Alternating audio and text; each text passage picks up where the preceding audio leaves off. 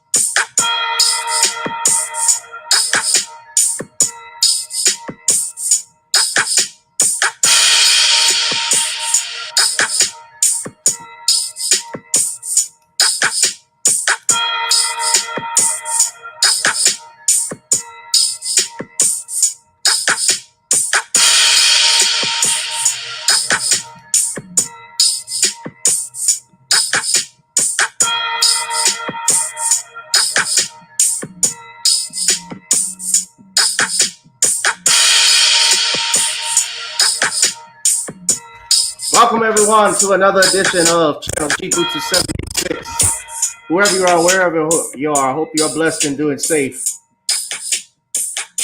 No, it's not the Giants. It's about the Saints.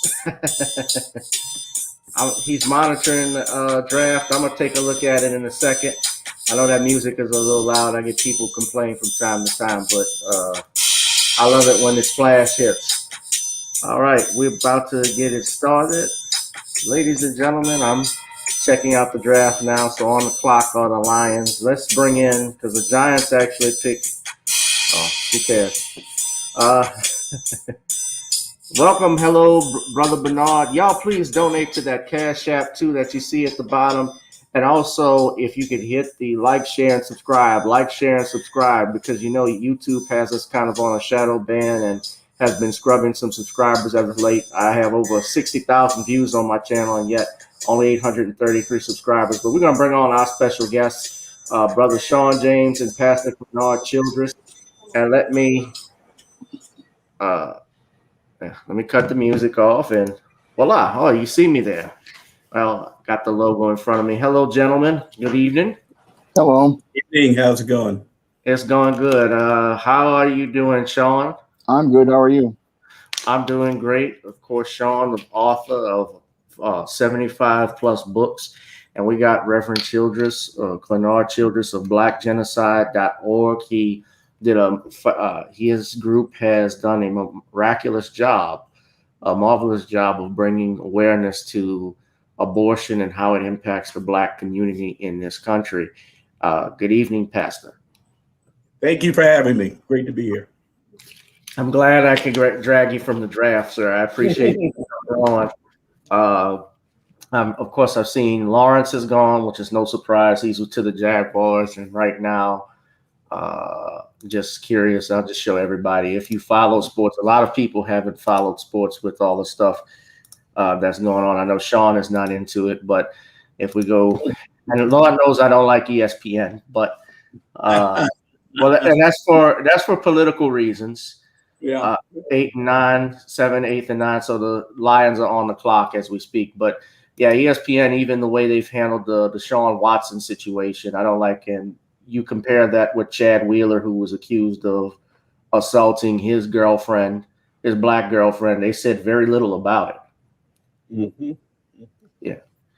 So, So because they have become a political arm. That caught me by surprise, but why not? I think LeBron has something like 42 million followers on Twitter, something along that line. So really trying to, the sports figures that are getting all this, the tweets and the attention, ESPN, if we can get them to comment politically, if I'm trying to basically set up a platform in the country politically, I would have to commandeer individuals like that, which would explain LeBron's basically idiot remarks that he has made in the last month or two. It's shocking.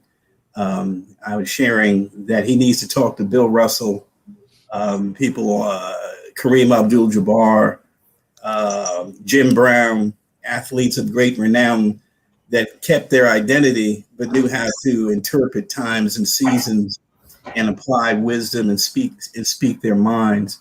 I'm missing quite a few, I know, but well, the greatest of all time is no longer with us, but he was the main example, Muhammad Ali.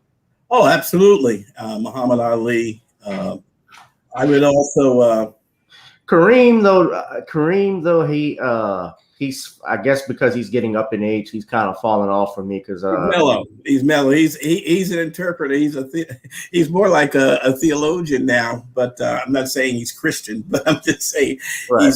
he's more or less philosophical. And but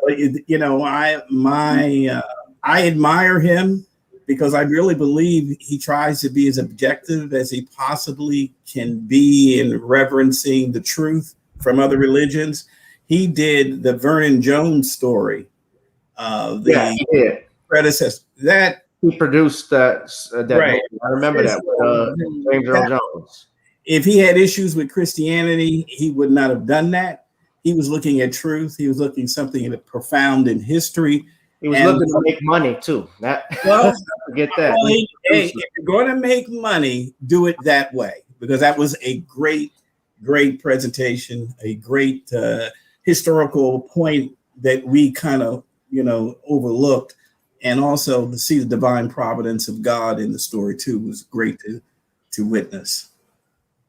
Yeah, I would say that was a great film. It's funny you mentioned that. I think that came out in 1993, if I'm not mistaken. But for those that don't know the history, since you brought that up, Vernon Jones was the predecessor to Martin Luther King at the Ebenezer Baptist Church in Alabama. Because he was basically too outspoken. He was too outspoken. He told black people, if you see a fight, get in it. He encouraged black economics. He told black people, don't shop where you're not wanted. Create your own bake sales. That's where they were doing things. And that's in that movie. I think it's on YouTube. There are clips of it. You guys can go check that out. I'm sure some people remember that. Shout out to Bernard, Derek Bailey, all of you. And brother Shawn James, man, what have you been up to?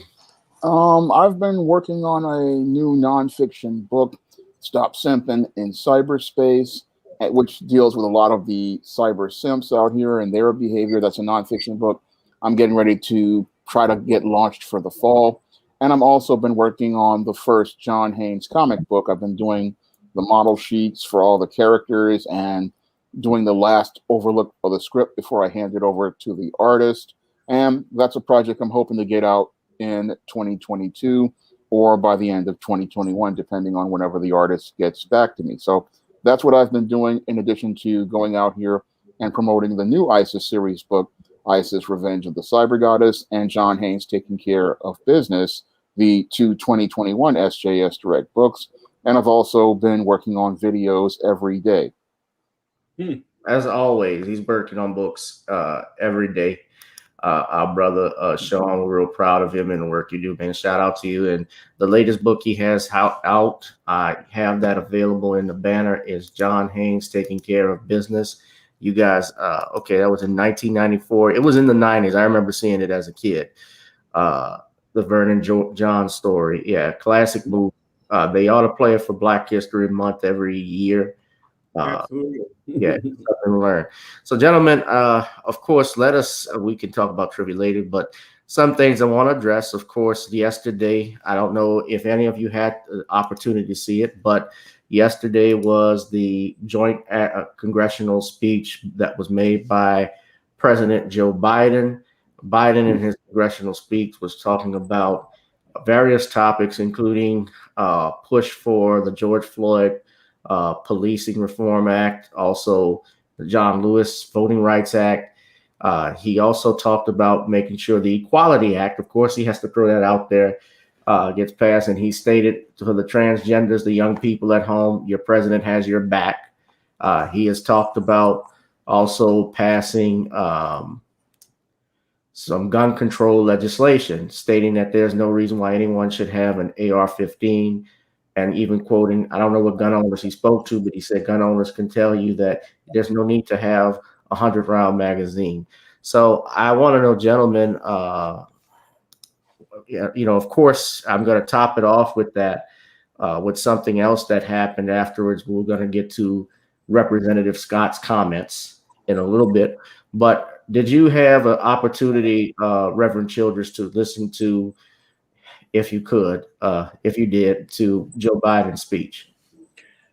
Very little. I heard most. I would say, I shouldn't say very little. It's very hard for me to stomach somebody who I think is pretending and repeating something that they have no identity with at all. It's just basically a facade talking.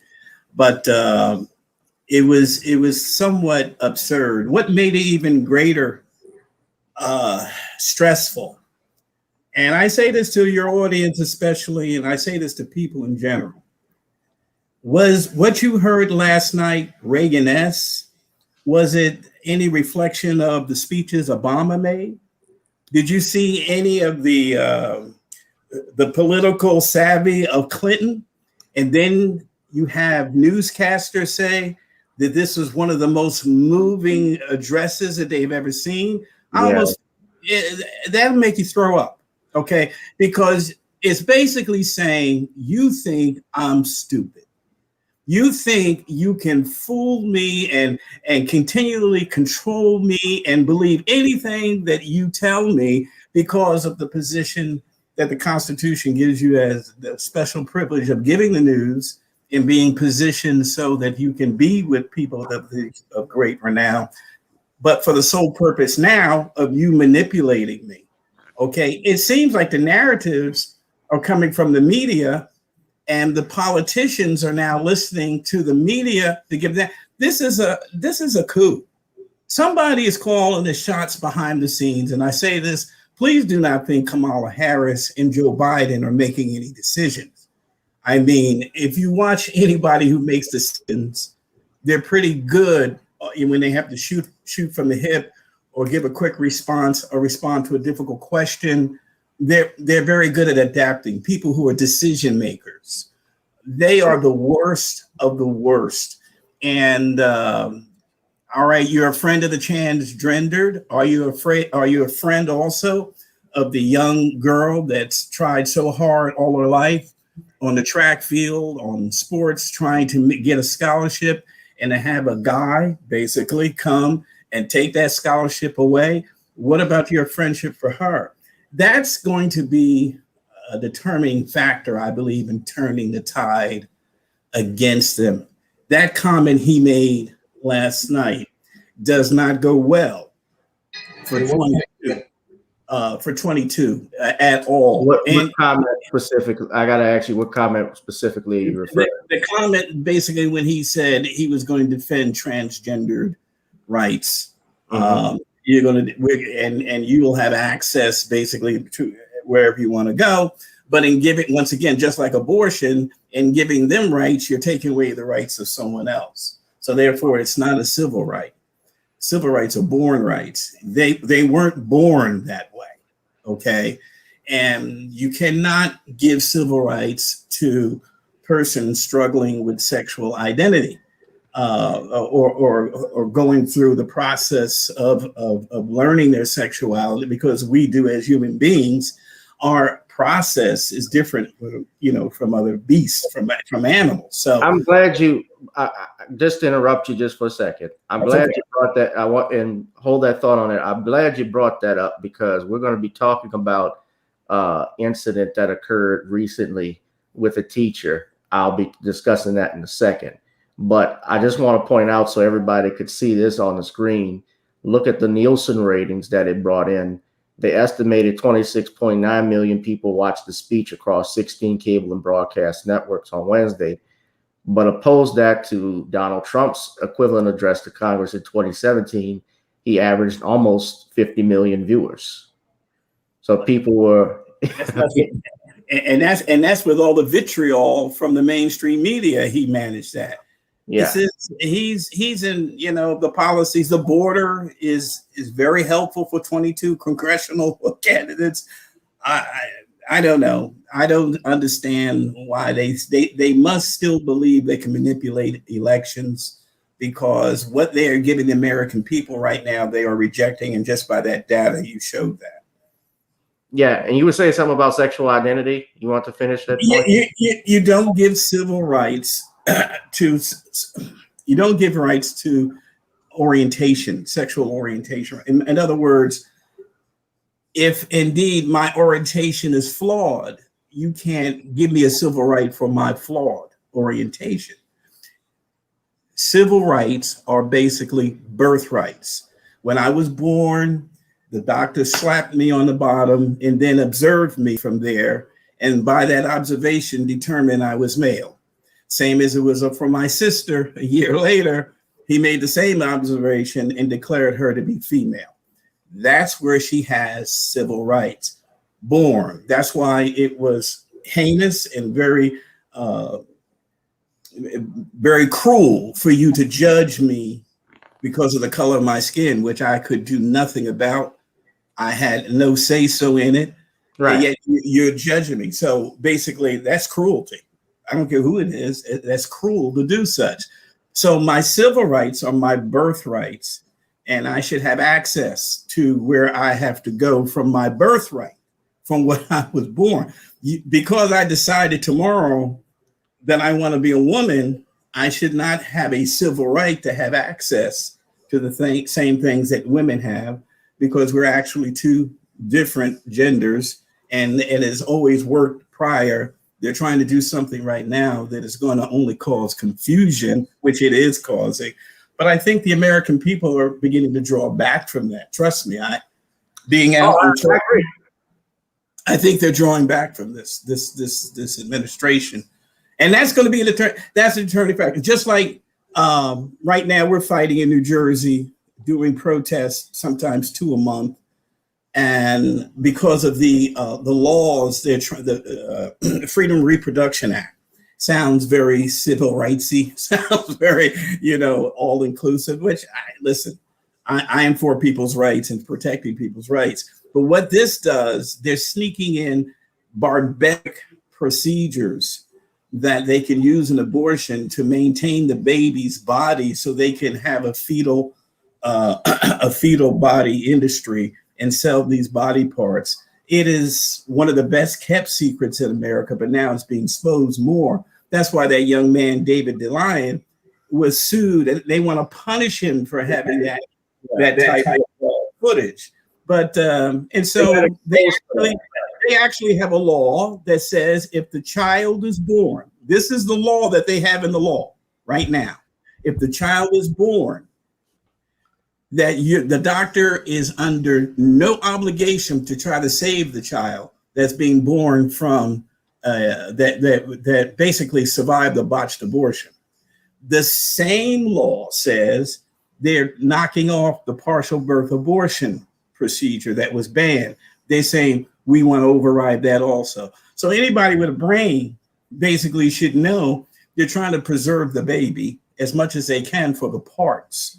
And what under past administrations, I think it just came out today, the FDA has admitted it was buying eyes, livers, kidneys during the Obama-Biden administration from Planned Parenthood. Okay, it is big, big money. So it's not that $400, $500, $600 they make an abortion. It's the money they make from the body parts. And so they have the bill, and my town, my hometown, affirmed it, which they shouldn't have, because they don't have any legal jurisdiction to be involved in statutes and legislation. You're a town council, mind your business. And basically, that's a letter I wrote to them and protested. We will be back. But my point is, unquestionably, Biden, if you look at the first 100 days, he is surpassing Clinton to abortion. My God. And Obama, who was the best friend of Planned Parenthood. He is just, I mean, this is outrageous, but I think the public is waking up more so now than ever before. Right. Shawn, let me get your take now. If you had a chance to look at the address, and what was your opinion on it?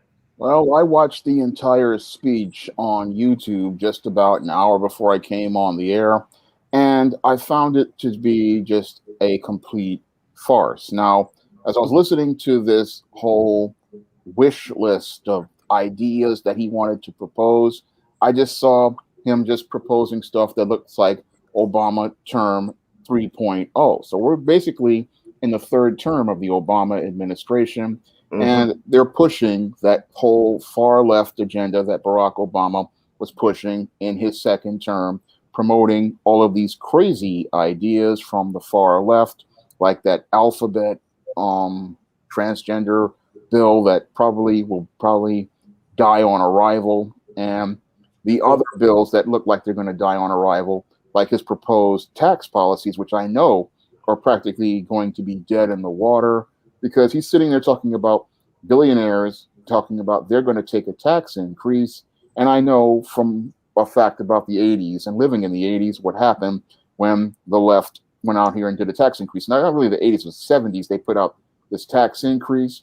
All those wealthy people took their money overseas, and they took their business overseas. So that whole proposal, that right there, that was just complete delusion as I saw it, because nobody's going to sit there and talk about tax increases to build infrastructure. Nobody's going to go along with these types of plans, and nobody's going to go along with these other crazy ideas that he's proposed, and like continuing the Affordable Care Act and all these other types of crazy bills that he's putting in.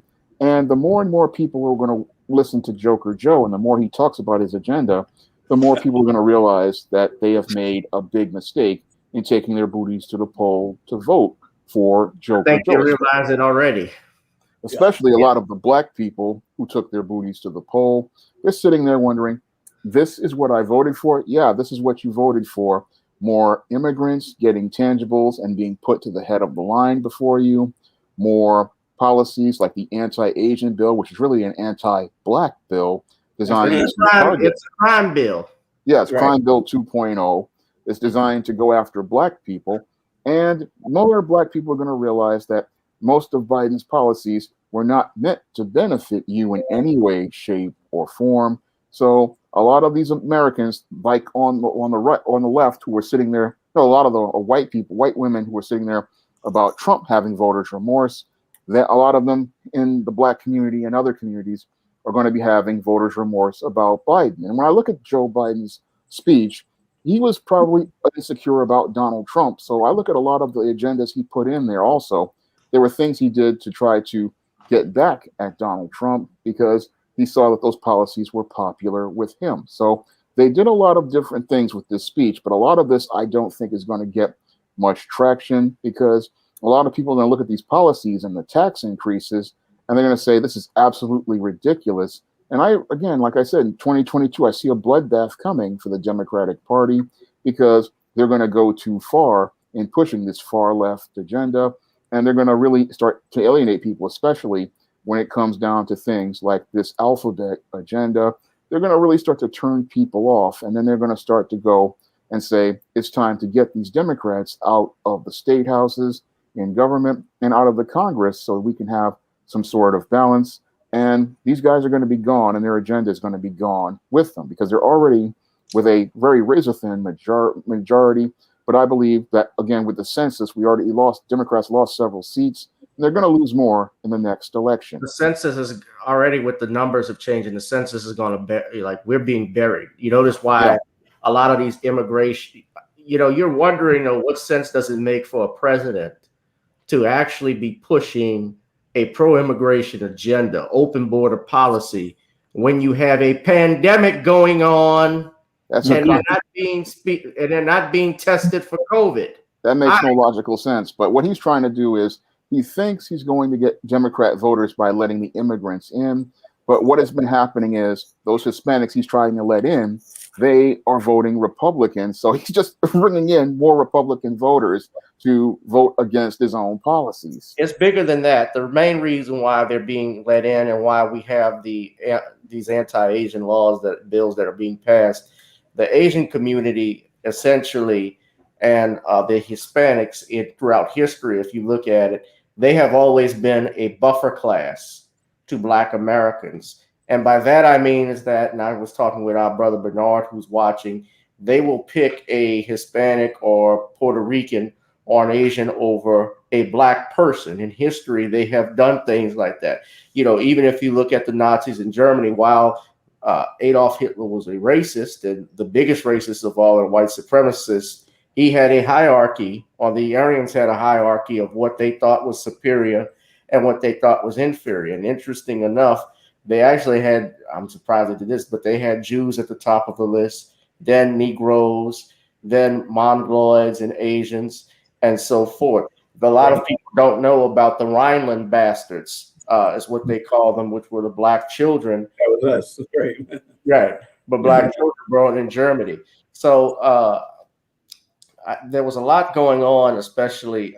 So what we're seeing now is, in particular, too, and I'm glad you mentioned the census. Remember when Joe Biden had that meeting with all of those Negro leaders like Al Sharpton and Mark Morial? They had Cedric Richmond there, all of those people that were there. And he basically talked down to all of those men, some of them who were his age or the same age, talked to them like boys. And he told them about how this is going to no longer be a majority white country. And he even said this out of his own mouth, how this country is messed up as a result of y'all. Did you remember that? I do. I remember that. See, I don't. I wish I had that tape.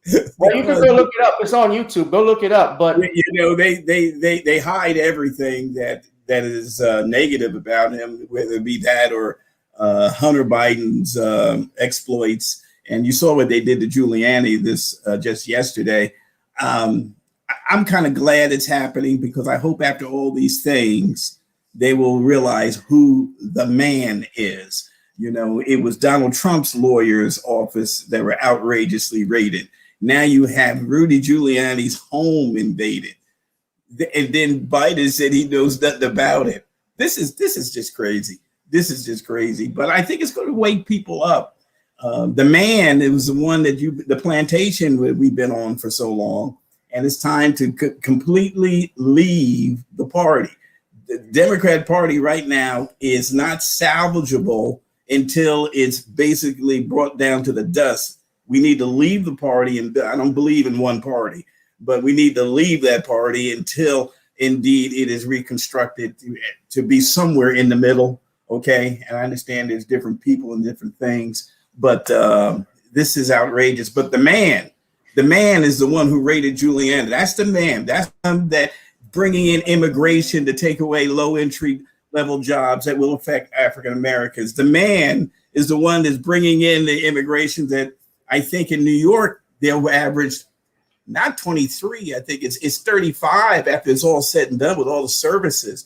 I mean, everybody you see coming across there, they have been committed to give tax dollars to almost that they're making $40,000, $35,000 just crossing that line. What policies are these? But to diminish the country and give us a plane where they have control.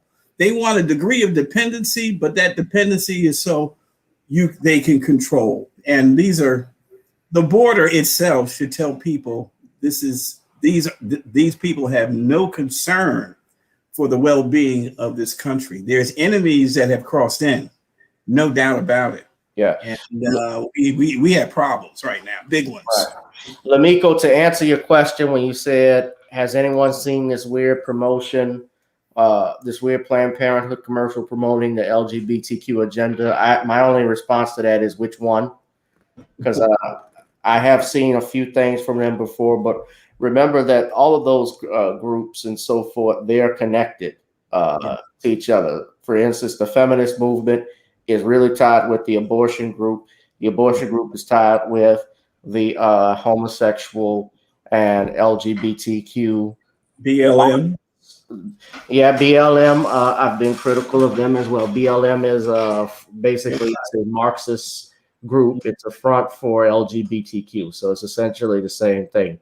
Black Lives Matter is a good slogan, but it's not a good group, unfortunately, not a good organization. So getting with that, of course, I was going to say we're going to get to this issue. I guess I could get to it. I'm still going to stay on the speech, but of course there was a Republican response to that, and Representative Tim Scott got a chance to say the opposition, and he made some controversial remarks about America is not a racist country. Now, as much as I was upset with him, and really Tim Scott has always been like that, my main issue, and this is the same Tim Scott that got stopped by the Capitol Police. He was right. For no other reason but being black, but go ahead. Yeah, and those that don't know who Tim Scott is, this is him right here. Hold on a second. This is Tim Scott. Yes, you can see he went from being, yes, that's him there. He went from being mushmouth from the Fat Albert and the Cosby Kids to being a United States senator. And he made these remarks, but as I despise his remarks too, and I'm going to get on that and I'm going to get Shawn's opinion first. I have a problem also with your Chucks and Pearls, your vice president, Kamala Harris. Now, she made the following comments as well in regards to Senator Scott's comments, where she said the following, and you can look here on USA Today. She stated that America is not, quote, a racist country, but the nation must speak the truth about its history with racism on ABC's Good Morning America.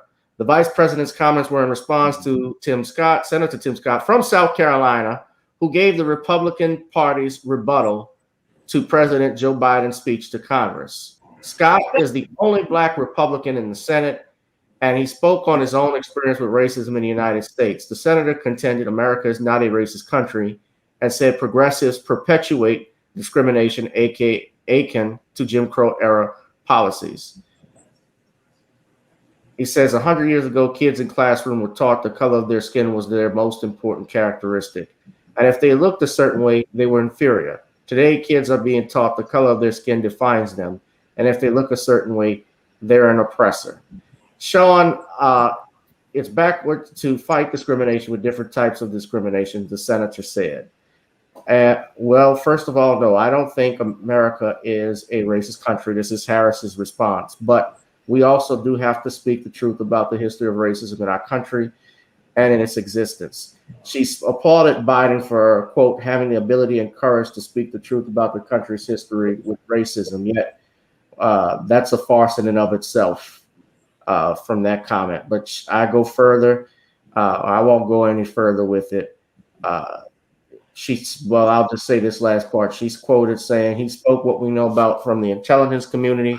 One of the greatest threats to our national security is domestic terrorism manifested by white supremacists, referring to federal law enforcement and intelligence agencies identifying white supremacists as a persistent and rising terror threat. But it wasn't Joe Biden who came up with this. Back in 2006, the FBI even reported how law enforcement had been infiltrated by these white supremacist groups as well. Shawn, I'm going to let you start off first. What did you think of Representative Tim Scott's comments and Kamala Harris's response?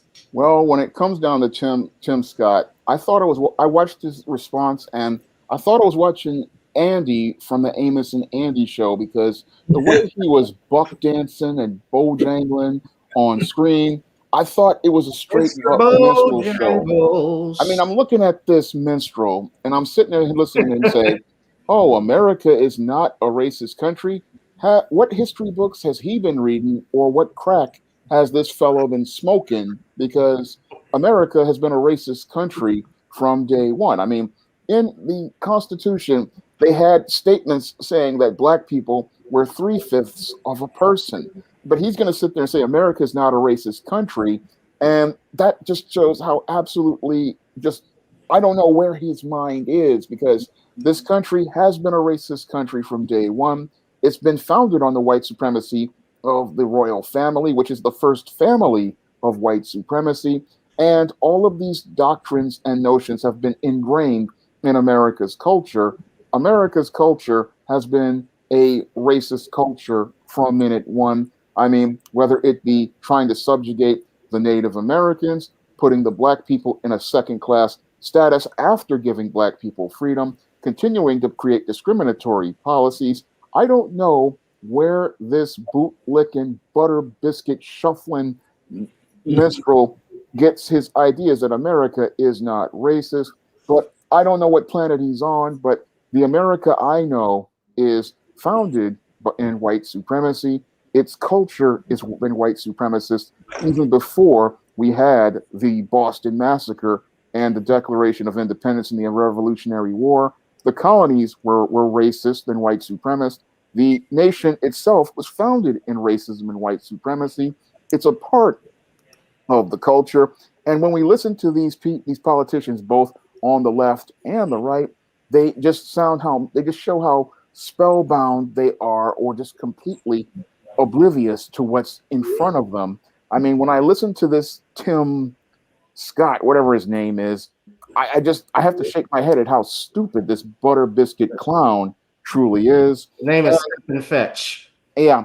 And then when I listen to Kamala Harris saying she concurs, it shows me she's also insane too, because as I listen to Joker Joe's speech where he sits there and says, America was built by the middle class, that is complete BS, because America was built by slaves who laid all the foundation for all of the infrastructure that everybody else benefited from. Because if it wasn't for the slaves in America, we wouldn't have the country being what it is, because people benefited from the free labor they got from black people.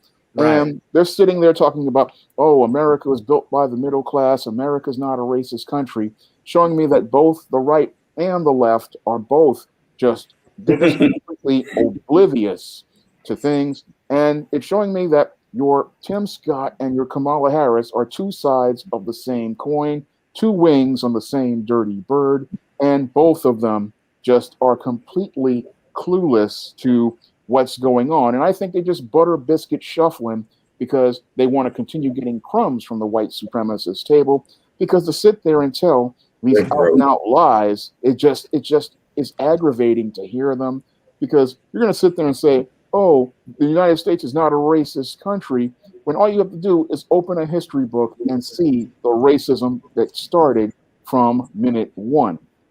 Yes, we have a picture of Tim Scott when he was a teenager. We found right here. That's not nice. I don't care. It's not nice what he said yesterday. Here's the Fabida album. Let me say, you're seeing human nature play out here, because we all are very whimsical, because we want to live in a certain era and we want to have a certain view. Now, let me finish. To say, and I agree with much of what Shawn said, to say America is not racist.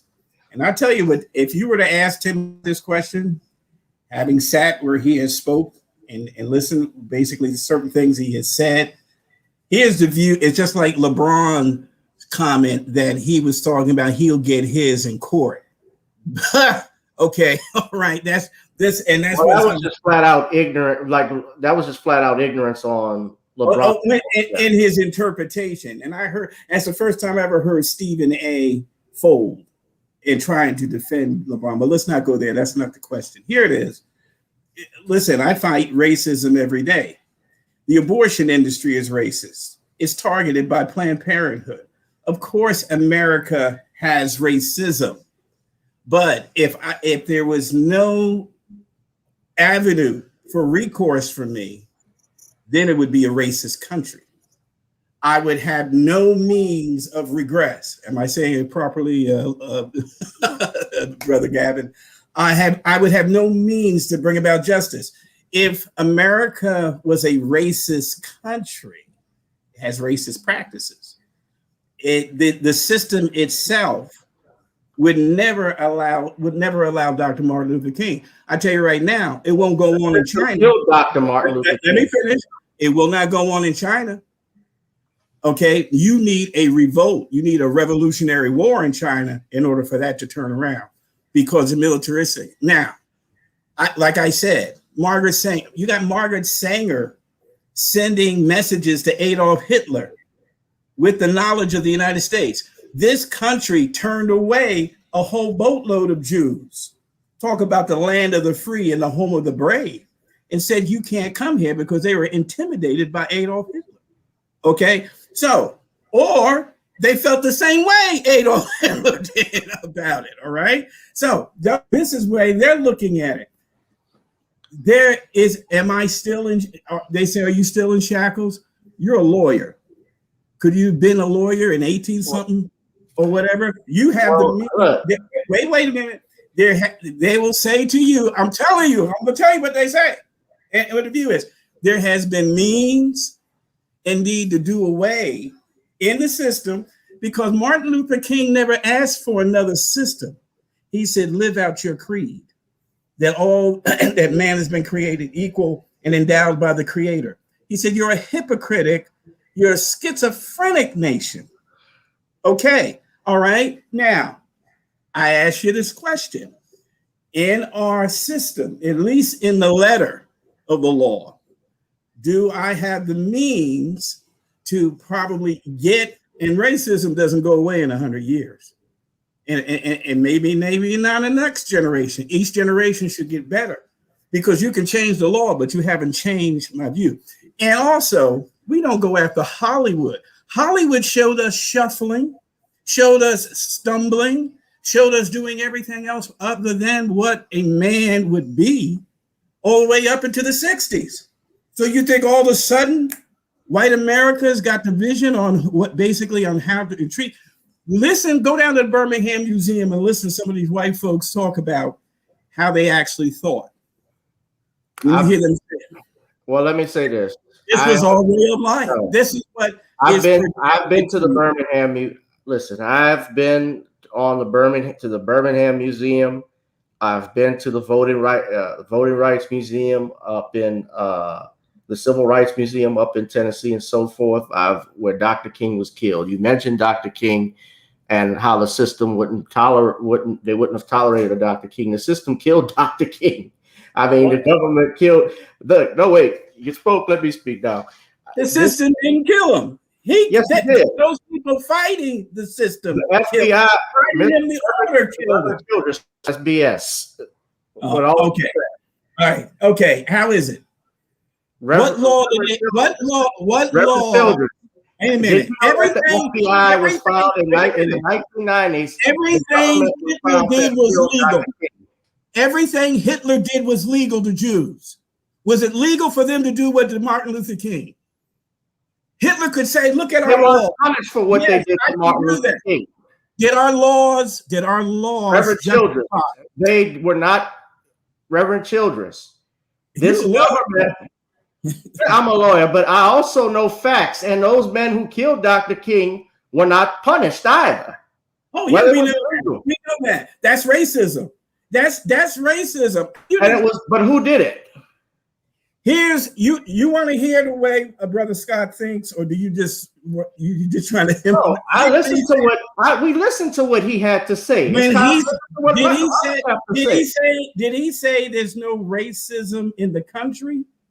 He said America is not a racist country, but when you look at the history of this country in the United States, you just said the abortion industry is racist. Now you take it out of context. No, I'm not taking it out of context.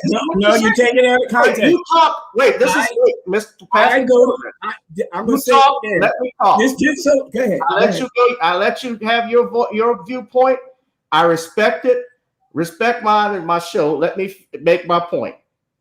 The American country, this country has a negative history towards blacks, and in part because this country and this government has always been antagonistic to black people. We just talked about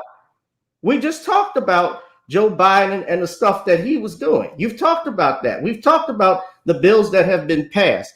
So to sit here and say that America is not a traditionally racist country based on... You added a word. Listen, go ahead. I'll let you finish. Go ahead.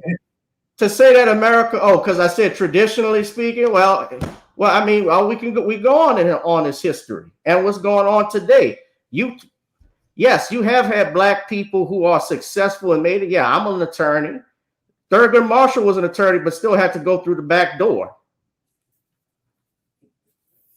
Thurgood Marshall couldn't even argue if some of the cases he was assigned to because the white judge wouldn't let him speak. So let's be real here. This country is racist. Yes, how did he get to the Supreme Court? How did he get to the Supreme Court? Yes. He was appointed by Lyndon Baines Johnson. Was there a law?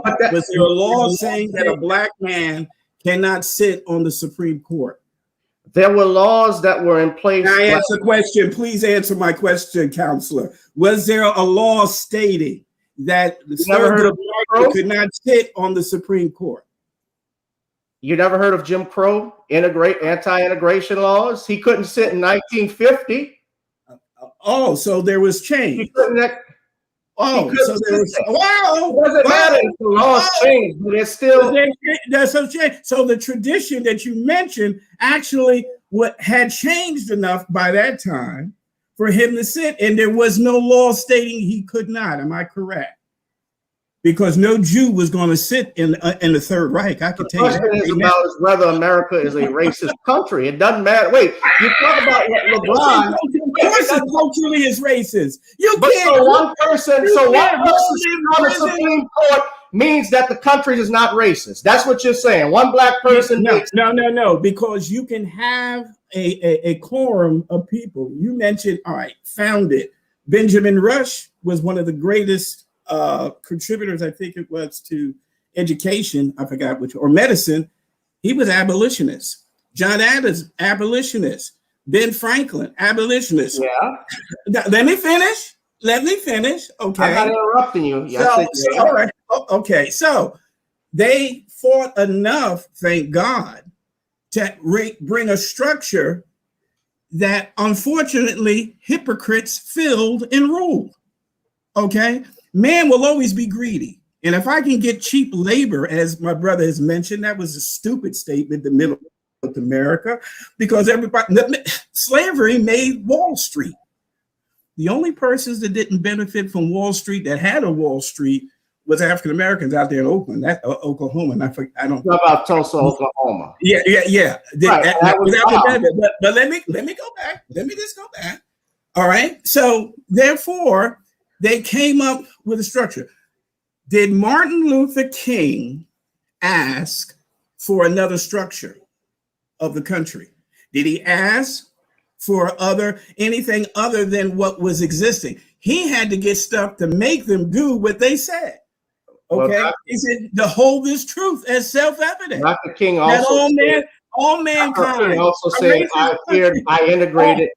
All mankind I integrated my people into a burning house. Now, Shawn mentioned he also said that 1857. See, at that point, Either you got to throw out the system, or you have to change the law. The law has to basically say, and they put it in there. But isn't it interesting? Wait a minute. 1857, 3/5 human. 1865 is the Emancipation Proclamation. What happened? Okay, America was at war when the Emancipation Proclamation was made, and that freed slaves. Over what? Over what? In Confederate states. But that doesn't mean the Confederates were going to follow it. It's still was there? And Lincoln, wait, you mentioned Lincoln. Because of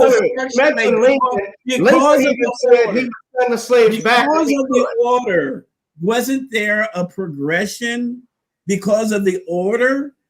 There was no escape for the Jews. There was no escape for the Reinhardt bastards you mentioned. There was no escape because the law said so. And basically, so I'm saying if Hitler would have changed the laws, that there could have been upward mobility. To be quite honest with you, at that point, the country itself is now trying to give an avenue. But the people itself were hypocrites. Everybody, man, please, my dad, man, come on. Your dad, I'm sure. We know they were sitting up in here. But the question was asked, just as Dr. King said, basically, I want America to live out its dream. Okay. He said America right now is only a dream. Why? Because it had not fulfilled the Constitution and the Declaration of Independence. He never asked for that to change. And that's basically what the country's supposed to be. Supposed to be. That's the key word. Supposed to, by what it says on paper. But actions, as our brother Mellow Dream said, actions speak louder than words. They didn't do that. The people who run this system and who allow, there's somebody, it's the same thing, Reverend Childress, and I'll end on this note. When you move into a certain neighborhood, or if you're a black person that moves into a certain neighborhood, and you know this as well as I do, there's somebody who says that the property value in that neighborhood drops. There is somebody that says that the Walmart, and I don't know exactly where you live, but I can give you an example flat out. When I lived in Baton Rouge, the Walmart that was in the black neighborhood was not the same Walmart in the white part of town. Walmart on Katana is not the same as the Walmart that was on in South Baton Rouge. Same thing with the village store. I was bused. I was one of the first kids to get on the bus when they had busing to fair schools, because the schools in Upper Montclair were better supplied than the schools in Lower Montclair. I know why, right. But wait a minute, because there was a law that finally people started to begin to obey. It was the law of the country. Now, if you're saying law that America has failed to live out its dream and has become the antithesis of what it says in its declaration, shoot, heck yeah. But the country itself, right now, we have a means. I believe what Dr. King saw in 63 will happen in a season. All this will be a history that the sons of former slaves will sit at the table of the sons of former slave owners at the table of brotherhood. I believe the hatred is being manipulated by the elite. This is why my brother-in-law, James the priest, my aunt, she called Marian Anderson, went to Europe, no problem. Okay, went to Europe, had careers, then came back. They had to have careers someplace else where the demon of race was not raging. This country is very unique. You go to Brazil, you go to other places, it's I'm telling you, it's not an issue. So shockingly, okay. You watched Miles Davis. You ever watched that I haven't seen the movie, but you mentioned watch that. Brazil has a color barrier in there. He almost didn't come back home because of it. He says, why do I got to come back home and deal with this BS when I can have this over here? But he decided to come back. All I'm saying, here's what I'm saying.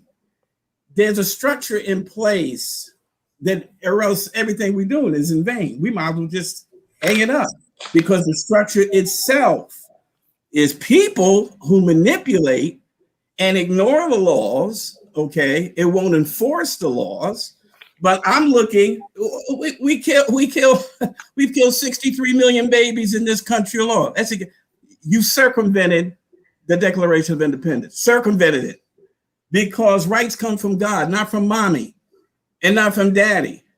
And I can make that appeal based on the structure that you're violating it abominably. And that's the only stand I have. If the structure would have said rights come from parents, I'm dog meat. I have no argument. But it says it comes from God. I'm stepping up now because you said that this child doesn't have a future, so you aborted it. That's you said that. God didn't tell you that.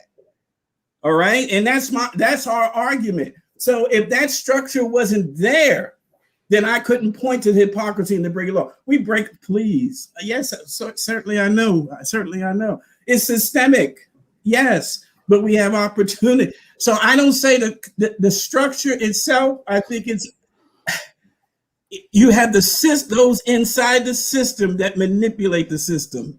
Okay. And you can always have an appeal. But look how far we've gotten since 1865. Okay. I mean, people say we're getting better. No, it's according to the document, it should be over. But you're dealing with something heinous, something that is very, very emblematic on the minds of people, how you see me. Because you still haven't really, as far as I'm concerned, chased it out of Hollywood. You haven't chased it out of the visual. You haven't chased it out of our education enough. Why was there Black history in the 70s? The first thing I said, and I was a hood, kind of. That goes to right. So why they got to be Black history? Right? You mentioned system. This system is systemic racism that exists. Yes. And that's no. But it was a violation of the documents. You should have included all men are created equal. All history is created equal. Right. All cultural are created equal. Even before the Declaration of Independence was here, this country was even taken from Native Americans. It was built off the bones, the blood from them. You know, the Trail of Tears that happened when Andrew Jackson was president. You had slaves that were here before all of that. Yes. The Declaration of Independence and the Constitution, I think, are great. Yes, they are historical documents and they are great to read. But the bottom line is that it did not apply when it was written for Black people. And it is embedded in the DNA of those descended from the slave owners. No argument there whatsoever. But that's systematic. Nobody knows that more than me. But the structure, you have systematic people who have been controlling the system. You can always. How did King make his appeal? What manifesto did he write? Never wrote one. He applied. He had more than one speech than I Have a Dream, though. Huh? Oh, he had a letter from a Birmingham jail. He had a knock at midnight. He has countless. Yeah, why? You know the speech that really where do we go from here? Why I'm opposed to the Vietnam War. Absolutely. 1967. That was actually made the year before he was assassinated. And that's why he was assassinated. Because Johnson said, I helped you. Okay, and you've turned on me. CIA got something for you. Well, he actually got something for you. He was also pushing for reparations at that point. There are old YouTube clips of Dr. King online. Anybody could check out where he was talking about how we're coming to get our check and how the ideology of all tide lift all boats fails for the Black man because systemically you've put holes in the boats. Yeah, absolutely. I need to move Pull yourself up by your bootstraps, providing you have boots. Yes, right. I've heard it. Okay. I'm gonna let Shawn have we gotta move on, but I'm gonna let Shawn have the last word. What were you talking about again? I was just listening to y'all. We were just talking about America, whether it's a racist country or not. Well, basically it is a racist country, and there's no denying America's a racist country, been a racist country from day one. I mean, that's just how this country is, and people just have to accept it. I mean, this country is not only a racist country, it's a country full of hypocrites because they say one thing and then they do another. They talk a good game, but then they never really follow through. So that's always been a problem with America, is that Americans, they talk one good thing about things, but they don't really follow through and practice what they preach. And that's one of the things that really is really irritating, especially to Black people like you and I, is that we're told that we're supposed to have all these freedoms and all these rights, but every time we try to act on those rights, people are always there trying to censor us or trying to control us and trying to what keep rights? us. What rights, Shawn? If I could interject, We have also we're supposed. Rights? Where do you get them from? Where do you get these rights from? Well, that's what our Constitution says, and that's the whole. Oh, there you go. You hear that? That's what's hypocritical. You hear that? That's exactly. But that's what's hypocritical. We have. I can appeal to something. I can appeal to what you have written. You don't keep it, but it's there, and I demand it, or else I lose. If it's 1939, Germany, where I run, I get my family, get the heck out of here, okay? Because the law says I'm a criminal. It's on the books. It's what you have written. It's but what we didn't write it, though. Yeah. We didn't write it. That's the point I'm making, Reverend. We didn't write it, and the people that are still there, their children's children's children, their descendants are the ones that are still in power. That's very good observation, because these spirits go down to generations. That's why you can't get rid of it that easy. Did you hear me say that point? You can't have an offense like this and it not be generational.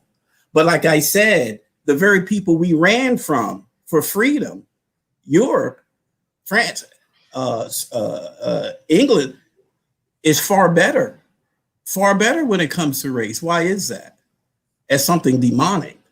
Okay, when you have black people going to Europe, what do you mean?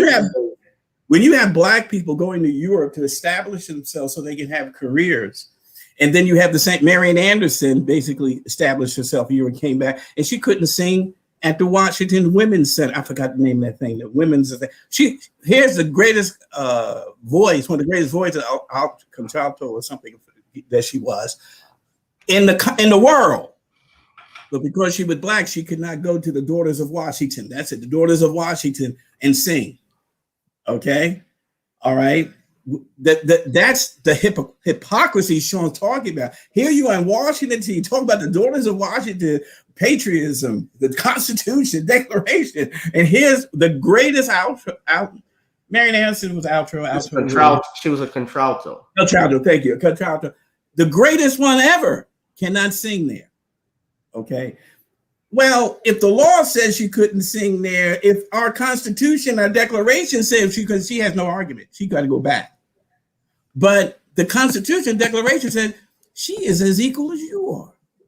Oh yes. Oh crap. I mean, look, Josephine Baker was in the French Resistance and so forth back in the 1930s and 40s. She actually was in World War II. But I mean, look, she still had to. She made it in spite of racism in Europe, in that area. There have been blacks who have gone to European countries, some blacks that have been successful. The man that wrote The Three Musketeers, Alexander Dumas, was a free person of color. Norbert Rylou, who's from New Orleans, he invented a way of processing sugar, the sugar vacuum that's used. So he became a French citizen later on in life. Yeah, there have been blacks who have made it in spite, but there was still, white supremacy. There was still, even in Europe, as Shawn pointed out, when we're talking about the England, listen, when you mention England, I mean, England, that was the first family of racism, the British monarchy. Oh, no doubt. Okay, but like I'm saying, she went to Holland. They went to Holland. They went to France. They went to. Who are you talking about, man? Italy. Some of the persons, jazz musicians. Some of them went and stayed. They traveled. Bob Marley settled in the where? Not in Jamaica. I forgot where he settled at, because believe it or not, my sixth grade partner in crime played lead guitar. Okay, his name was Albert Anderson. He changed his name. But Bob Marley was in England. Yeah. Okay. And that's where they at. Bob Marley's dad was a Jamaican, with a white sea captain too. And they felt freer.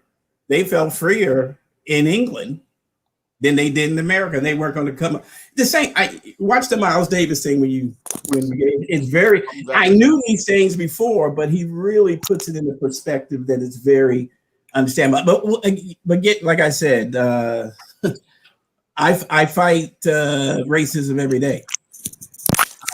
I'm dealing with a town right now. I just wrote letters. I'm going to be on the town call because they don't want us to come up yet because of the COVID thing. I fight racism every day, but I have a structure to appeal to say that's hypocrisy for you to say one thing and do something else. I base it off of the structure that's supposed to be that Dr. King said. Basically, one day we would get to the promised land. That's what he was talking about. And the key word, brother, good Reverend, is supposed to. We don't say supposed to. You done made me Mr. Pick now. All right. Oh, you pick. Oh, I can tell you who you got. Y'all have, well, the last pick I see is Slater. So for the Dallas Cowboys, the Giants pick. No, we're next. The Jets are next. I think the Giants traded down. Oh man. Y'all are 20th. To who? For who? I think you traded with the Jets, if I'm not mistaken. It's a conspiracy. That made no sense. All right, you just made me very. No, I'm sorry. It was the Bears. The Bears got Justin Fields. Okay. So we haven't picked yet. No. Y'all are 20th. Good. All right. Saints, we still 28. No. If we're 20, we did trade. Yeah, I said y'all traded down. Y'all traded. Oh, you traded down. Okay. Yeah, you traded down. So, all right, let's move on because I want to get to this because we talked about the transgender thing. I gotta mention this because I put his mama name in. The only reason why I got Bruce is because his mama named him Bruce. I'm gonna call him Bruce. Caitlyn Bruce Jenner announces run for governor of California. I had said 2020. I apologize. I meant to say 2021, I believe, is the year that they're running. And there was a teacher recently who was fired. I'm tying all of this in, guys, because this shout out to brother Willie. Well, shout out to Willie D because he had this up. So I'm going to put this in here. But this was a video that he had shared earlier. I want you all to take a look and listen to what this is a teacher. This was a video that was shared with me. I don't know who the name of the teacher is, but apparently, according to Willie D's post, this man was fired. So let's listen. And some individuals prefer they as a pronoun. Like me or I. They are my best. We got kids that can't read and write, and we're going to teach them incorrect grammar. I mean, this is ridiculous, okay? Who gave permission to talk about this? There's two genders. If you're born with a penis and you have testicles, that's just anatomy. You're a male. If you have a vagina and ovaries, you're a female. A man cannot menstruate. A man cannot lactate and breastfeed a child. You cannot give birth if you're a man. If you want to be an adult, do whatever you want with your life, I'm okay with that. Don't push this ideology on children. I'm not going to work in a district that's okay with that.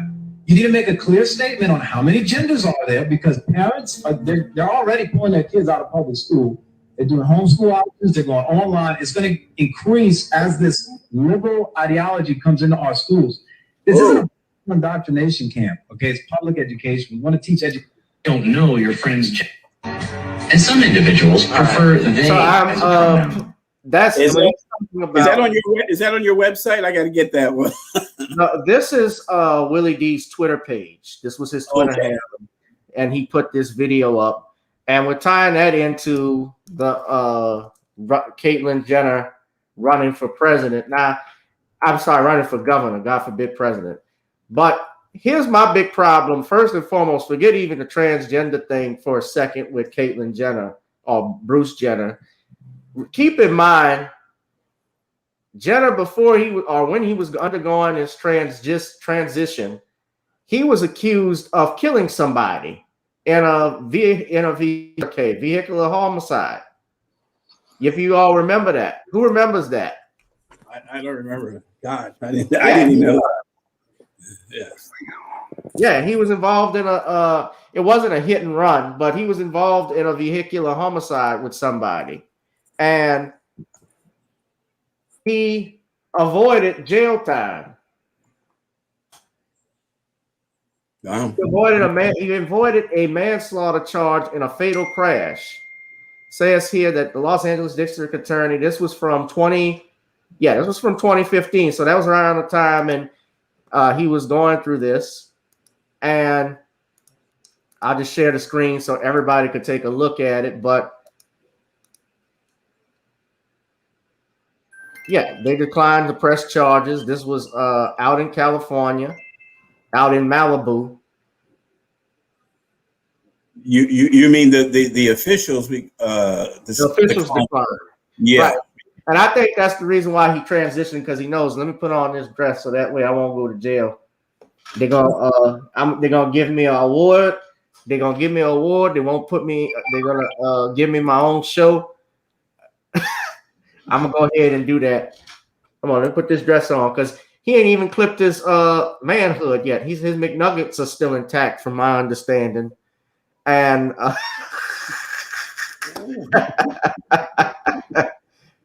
my thing is, okay, so yeah, but this was a case. And remember when they had him all posed? I'm not gonna put that up, but when they had him posed on a cover of, was it Vogue or Vanity Fair? And they even got President Obama to comment on it, talk about how courageous it was. It was all a way to push this agenda. And Lord forbid, when he won the ESPYs for the Courage Award, there was a young woman who had been playing college basketball with a brain tumor. And there was also another person who was a mountain climber with one leg, an amputated leg. They couldn't give it to them, but they gave it to Jenner. And, you know, my thing is, and somebody said this, I think it was Brother Dwan B, shout out to him. If he's confused about his gender, just wait till he gets to taxes. So I said that. Just wait till he gets to taxes. And I wouldn't vote for him either. But but yeah, he's announced this run for governor, and you see this what happened to this teacher who got fired. I mentioned all of that to what Biden is talking about, especially the Equality Act. It essentially will destroy, in my opinion, the First Amendment of the Constitution, or at least come in conflict with it. Shawn, let me get your opinion on it then, Brother Reverend. On this Caitlyn Jenner comedy hour? Yes, sir. Well, when it comes down to this Caitlyn Jenner running for governor, this is just another effort by the Democrats to try to create controlled opposition. Basically, what they want to do with Caitlyn Jenner is make it where no conservative can come out here and lay a platform for the state of California, which has been practically reduced to ruin by your Gavin Newsom. So the Democrats, they want to continue maintaining their control over the state in spite of their whole failure with this Gavin Newsom. So they go out here and trot out your Caitlyn Jenner as controlled opposition, talking about he's a conservative, basically it's a he, and they're going to try to use him to try to get sympathy votes with the whole transgender thing. So this is just another trick that the Democrats are using with this guy to try to manipulate the people of California into thinking that, that they have a choice when they actually don't have a choice, because Caitlyn Jenner is part of the whole Hollywood institution and part of the same far left agenda that's going on. So this is about trying to eliminate conservatives and preventing them from being able to have a voice on the forum, and being able to try to prevent conservatives from being able to voice their opinions and viewpoints. And in another way, they want to try to minimize the conservative viewpoints as related to the state of California. But when we look at your Gavin Newsom, I mean, he's practically, like Andrew Cuomo here, destroyed the entire state's ability to generate revenue and infrastructure. He's ran most of the taxpayers to states like Texas and Florida, and he's practically destroyed this entire state's economy. And it's so bad that even Hollywood celebrities are now starting to pack up and leave. Production companies are starting to leave. And the whole state is a textbook example of the failures of the far left, the same type of failures I saw growing up here in New York back in the 80s with Ed Koch and Mario Cuomo. And this is what we're getting all over the state of California. And they want to try to put this guy in as a shill, but the state desperately needs a conservative to clean up that mess and get that state on point. And this guy, he's just a fake conservative, and people need to see right through him. Well, I think he summed it up. I think he summed it up. There's no question. Everything basically Shawn has shared. You know, you had 1.6 million people on a sign that they want to basically have a recall of an individual who was one time the shining star of the Democratic Party. This is Newsom. Yeah, Newsom. Yeah. And so now you got 1.6 million signatures. Do you know what it is to get 1.6 million signatures? I think, and the grassroots of that scares them. I believe they know they're going to lose in November. And a bloodbath is coming for the Democratic Party. I mean, they don't see it. Unless they pull another finesse. Right, exactly. And that, which would make me to think they feel they can still do it, or else you got to, at one point, head back towards the middle. They keep going further to the left. Finesse. So we'll see. But I got to allegedly pull another finesse. I don't want to be censored. That's very good. I got to learn that to do that too on my Facebook. But yeah, that's the Texas has benefited from the increase of those who don't mind paying taxes in Texas or whatever, how that system is. They're piling out of that state. So I haven't. He was on a Wheaties box. That's now he's on Fruit Loops. Yeah. Now see, I didn't say that. But that's my introduction to him. Decathlon, I think, which is not anything that is easily to be accomplished. I really feel sorry for him. The whole Kardashian thing is just so bizarre. But yeah, it's a ploy of some sort. How can he say he's a conservative? He doesn't have that's certainly not a conservative value. I think Shawn hit it all. Well, a lot of these conservatives, number one, believe it or not, they are also pushing for LGBTQ because some of them don't, they're not challenging it. Like they say the log cabin Republicans. I've heard that saying before. They're not, believe it or not, a lot of them are in the closet with a lot of these things. They got, of course, the Democratic Party. They're the ones that are vocally, pushing it more and further, but secretly, and Willie D said this in his video to that, a lot of these so-called conservatives are pushing it as well, although they just don't talk about it. Money, they're giving churches $30,000, some of them to push the vaccine in certain areas. The fact of the matter is that, and to me, is certainly something that we really need to recognize, is that the left is becoming more left, and the children are the real persons that are really suffering from this. That's why I really like that video with the teacher. His whole thing was about, you're going to be confusing kids. Why would you teach kids this? Why would he? And he had, listen, as an adult, you do what you want to do. That's fine. But the kids, he said, come on. And let them live the life that they're supposed to live. Let them make that decision or choice or whatever. But he says he knows it's an indoctrination. And the kids are suffering from this. But that's their Achilles heel in this. I still say it. The women's groups, if the Republicans know how to put pressure on groups, they're the ones who should be saying, you're not going to be in our sports. It's no longer women's sports. When you cross over based on a whim or an experience or whatever, and you're now competing, they're taking medals away in Connecticut, New Jersey, and other places. This is where it's going to be the big problem for them, and I think this is where the tide begins to really turn against them on this transgender. I don't know who the strategist is. I would have never pushed it at this time or at this moment, but it's going to hurt them desperately, and obviously people have been benefiting from it quite a bit financially to push it. Or else that I see no reason. Even the NAACP is all down. If you didn't know, totally. Oh, I know about it. Right. Yeah. So obviously they got to check. Okay, their fundraising abilities have become very putrid in the last few years. Someone offered a check. I don't care what anybody says. I know that deal. Yeah.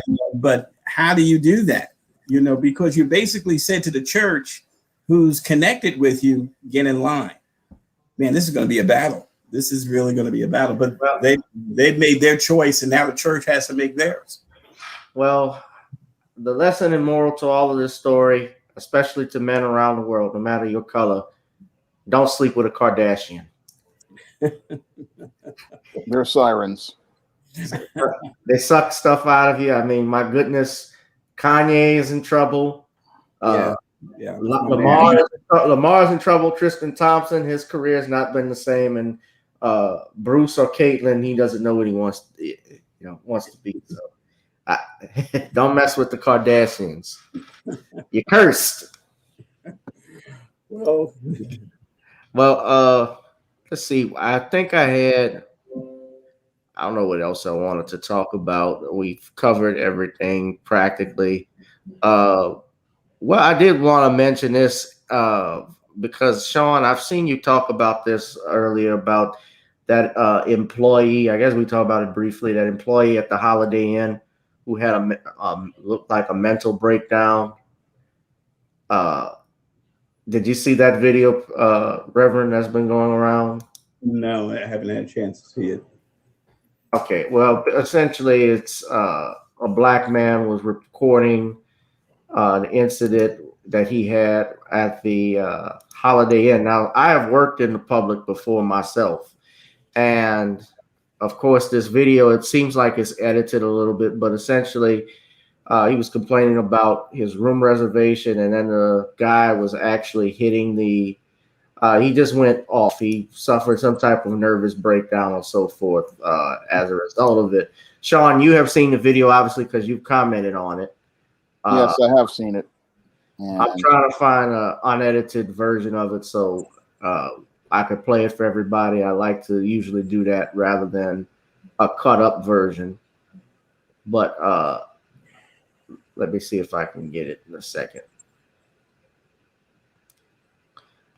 Now, I've worked and those that have seen it, I have worked in the public before, and I'll talk about it in a minute, but this is not the way you react in public if you have an issue. I worked as a cashier myself. Not really, no. So you want to get mad and hit the computer because you made a mistake? All right, so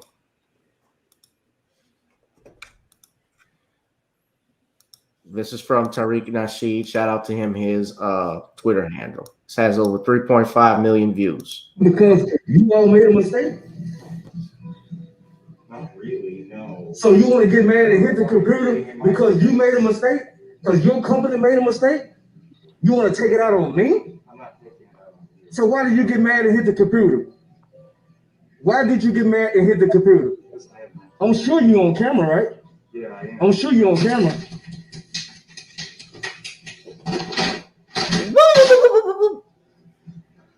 So this is the type of people they have working here.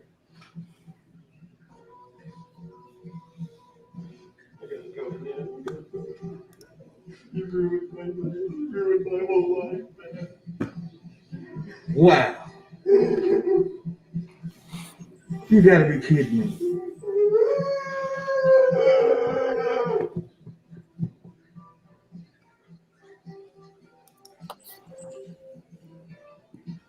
Wow.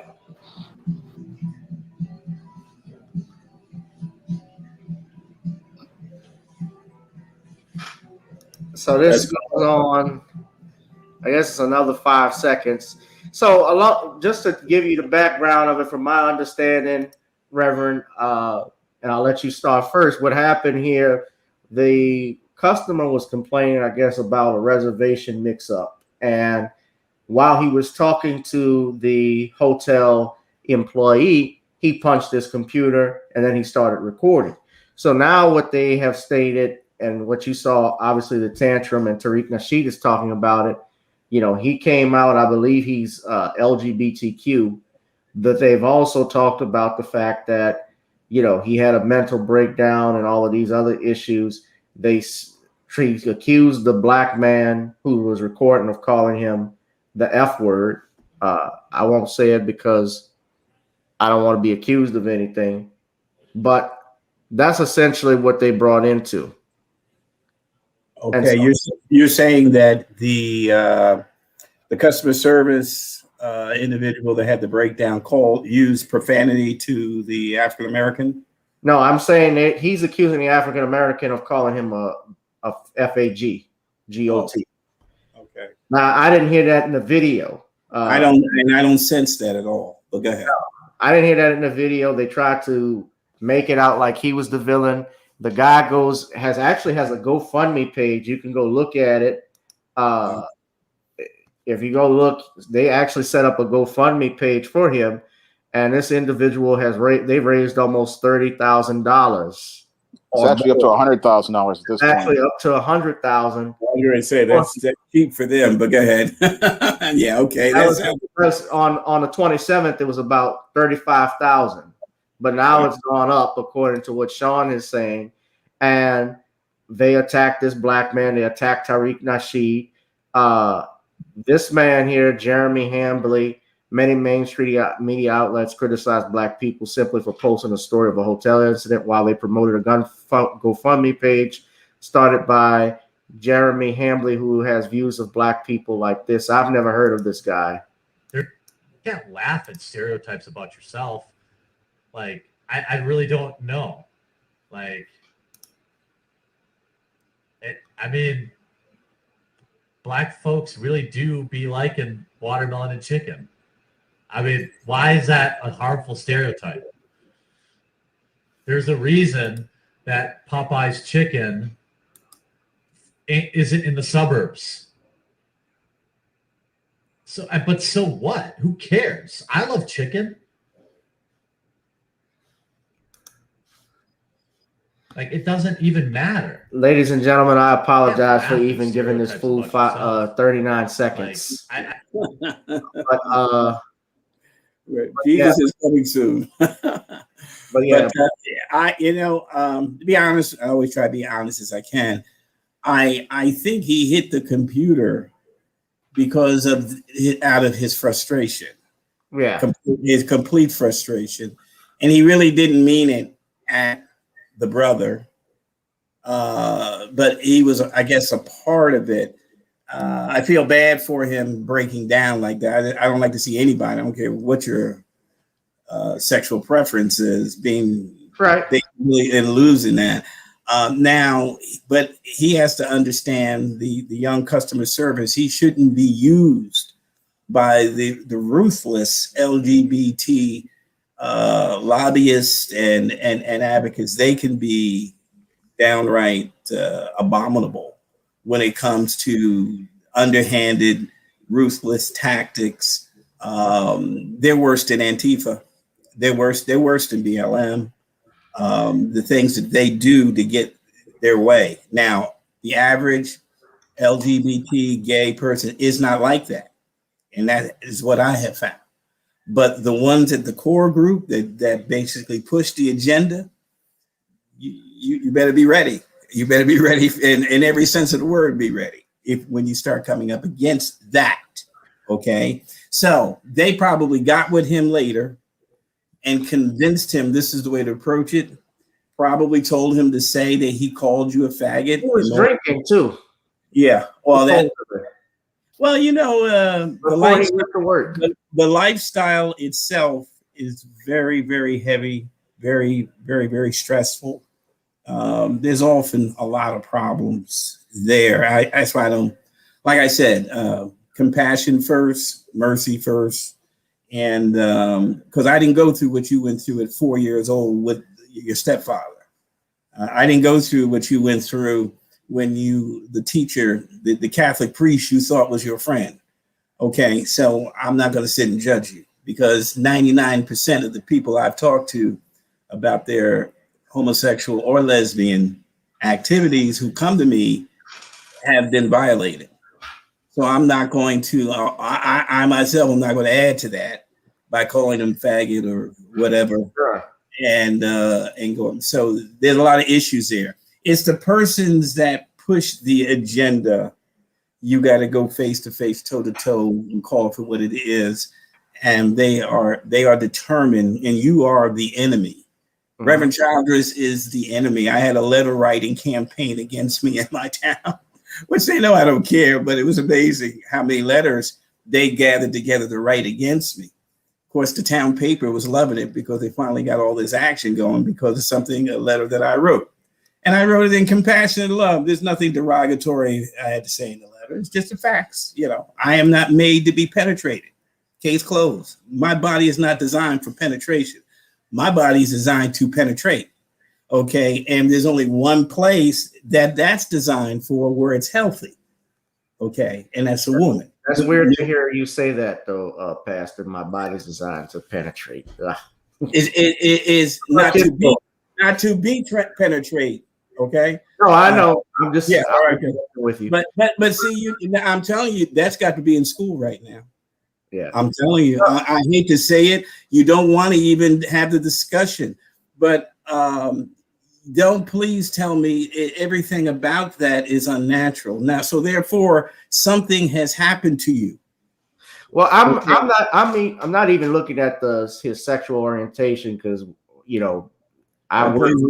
when you get the LGBT in there. Well, no, I hear what you're saying, but what I'm saying is I'm just looking at the customer service aspect of it because as somebody that has worked in the industry, as a cashier, when I worked for Walgreens for 2 years, I would never punch a register or hit the desk if a customer was asked me a question and get frustrated because then I would have to have a conversation with my managers. And I may be out of a job for that or be reprimanded. So I don't know. So if he has an issue with customer service, honestly, or being in the public, and I'm technically still in the public as a lawyer, although I run my own firm, he probably should reconsider finding another line of work. That's very true, but I don't know what happened that morning. I don't know what's happened that week. I can't totally say that, so I don't know. Sometimes they're the most cordial and delightful manner of people to do customer service. I hope I don't sound bigoted or anything, but that's true. I mean, manner-wise, sometimes, a lot of times, it's an issue. I like masculinity in a man, but I don't demean. Trying to make. We had earlier last year, at the end of last year, it was Soho Karen. So this is Holiday Inn Brad. Shawn, what you got to say about this one? Well, what I have to say about this was just a textbook example of what I call a beta male in my book, The Man Crisis. And what we saw here was a complete beta male meltdown. Now, some of these people who were trying to shame me on my own channel when I posted this video wanted to talk about how this young man had some sort of mental health issue. And that argument doesn't wash for somebody who has worked in job readiness with people who have been considered to be unemployable, like ex-offenders, people who are in recovery from addiction, and mental health. And if this individual had supposed mental health issues, then he should not have been placed in a customer service position, because customer service is one of the most stressful positions out there because you're interacting with the public every day. And people who have worked customer service like I have know you have to stay professional even when the customer is upset, they're irate, or even getting emotional and out of control. You have to remain calm and in control of yourself. And you have to remain calm and in control of yourself because you're not just representing yourself. You are the face of the company. Now, I've worked in several jobs. Like I worked as a grocery bagger at Food Emporium, and I had to deal with a lot of people who were upset because they wanted me to go faster in bagging their groceries. And I just would try to keep it as professional as possible. And I also worked at the circulation desk at a library in the City College of New York. And there I also dealt with some patrons. Some of them were upset because they couldn't get the book that they wanted. Some people were upset that the book that they wanted wasn't available, or things like the computers were not able to function the way they wanted to, or the copier was messed up. And you have to maintain a professional demeanor when you're interacting with the public, and you have to always remain calm and in control of yourself. And you have to be able to navigate through your emotions where, yes, you can hear what this person is saying, but you don't act on your feelings if they say something that's derogatory or personal to you. And that's something I learned even before I entered the workforce, to be able to let stuff go in one ear and out the other, and just focus on solving the problem. I mean, that's part of what a good customer service representative does. They can listen to you and they can filter out the emotions and just try to get to the facts of what you want and try to solve your problem, because customer service is all about being professional and solving the problem. And one of the things you have to do was one of the things I was taught at Strive is you have to leave your ego and your feelings at the door. But we have people who white supremacists and members of the alphabet community, they want to try to turn this into a race issue, and they want to turn it into an alphabet issue. But there isn't an issue. There's clearly this individual was not fit for customer service, because if you're punching a computer screen and punching your head into a computer screen, you're just not fit for this kind of position. Because in order to work customer service, you have to have a very thick skin, and you have to be a to have a strong resolve in order to be able to deal with the jabs, the digs, and the insults you're going to get every day. And I had to deal with that when I was working as bagging groceries, or when I was doing the front desk at Strive. Sometimes I would do receptionist relief. And sometimes when I would answer phones, I would have to deal with it. And also when I worked at the Science Library at City College of New York, I had to deal with a lot of different people with a lot of different attitudes. And you have to really, again, because when you have a thick skin, you learn how to let these people like this roll off you, and you learn not to take it personal. But this guy, clearly, he was not really qualified for this position. And when I look at this whole situation, you have people, they want to make excuses for this guy instead of holding him accountable. Because if he can't do the job, he's going to make the company look bad. And it makes him look even worse when they try to enable this guy by making excuses for him instead of admitting we put the wrong person in the position, and this person clearly needs to not be in the workforce. Because if they're having a meltdown like this, imagine if they interact with any other one of these other irate customers like a Karen. I mean, this guy was just being mildly emotional as I saw it, because I've worked with customers like this, and that's mild compared to some of the meltdowns I have seen. And they're sitting there talking about, oh, he was so angry. And so it's like people want to blame the customer, but I've run into customers who are worse than this. And you have to really, again, be calm about it. But his response was just completely unprofessional. And instead of saying, look, we put the wrong person in this position, we need to just accept that we made a mistake, they want to try to make it about alphabet, make it about race, make it about politics, when it's all about professionalism, and it's all about you trying to give the customer the best deal. But they don't want to give the black customer the best deal. They don't want to give the black customer professionalism. And that's where there's some issues as related to this that turn into racial issues, because they want to attack Tariq Nasheed and people like myself who point out that this man is just unfit for workplace duty. And really, he should be collecting an SSI check. They want to give him a GoFundMe, but if you want to give him a GoFundMe, let's see one of these lawyers go get him some SSI benefits, because he's not fit for the workforce. And if he's put in a situation like in the workforce again, he's going to be a liability that's going to lead to a company having to deal with a lawsuit. Pastor Childress, I just want to let you know that the Giants are up now on 20. I don't know who they're about to pick. But one more topic, gentlemen, before we get out of here. And I believe I saw Regina Childress on here earlier. Is that the missus? That's the missus. Hello. Yeah. Hello, First Lady. How are you? First Lady of the church, Mrs. Regina Childress. She was referring to Mr. Jenner. Basically, believes in marriage of one man, one woman. He's really confused. So anyway, but quick interjection.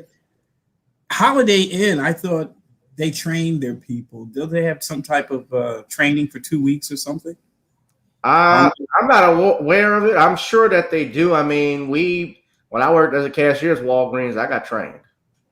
Okay. Was it on the job training or was it someplace that you went away? Okay. All right. Oh yeah. They took me, you went back in a room and you sat up by a computer for at least an hour or two before you got on the register. I worked for, it's out of business now, Sexton Foods back in the day. And we had 2 weeks away just to train on dealing with people and stuff like that. Much of it is from the Beatitudes, by the way, their manual, which they didn't know that. I just happened to detect that being a pastor. But yeah, I'm sorry you guys got attacked on basically trying to relate. But it'll be interesting to know how much what comes from this and who basically. I don't see him setting up the fund. I just don't see him setting up the LGBT fund. I don't see that guy doing it. I see somebody else behind the scenes. But yeah. And I'll just say this on this note. I'm not gonna lie, I have my issues with customers. I've had people snatch money out of my hand. When I'm handing it to them, people throwing their change at me, and I would, I had a guy call me an idiot, and I straight up, excuse me, Pastor, I called him an asshole. I lost it because I didn't tolerate that. My manager, of course, he pulled me aside and we talked in the back and he just said, chill out and so forth. But I don't know. He needs help, whoever this guy is. So well, that's all. Yeah, that's all. Like Shawn said, that wasn't, the customer wasn't even irate. He was just saying, you shouldn't treat me. He probably just couldn't believe he was probably in shock at what was going on. He pulled the camera out. This is gonna go viral. I don't know. This is our last. This is our last topic. Reverend said we don't come in Hollywood, but we do come in Hollywood, especially for this. This is. We come in Hollywood enough, not you particularly. We're gonna come in Hollywood in this topic because, ladies and gentlemen, this is what we got to turn this speaker down a little bit there, Rev, Mike, because I'm getting feedback. From me? I think it's you. Okay. Let me turn it down. So. Okay, better? Yeah, that's a little bit better. Okay. Oh, wait, I can still hear myself. This, of course, ladies and gentlemen, is your best picture. This is what your best picture for the Oscars looks like. Watch our movie on the largest screen possible, and one day, very, very soon, take everyone you know into a theater, shoulder to shoulder, in that dark space, and watch every film that's represented here tonight. We give this one to our wolf.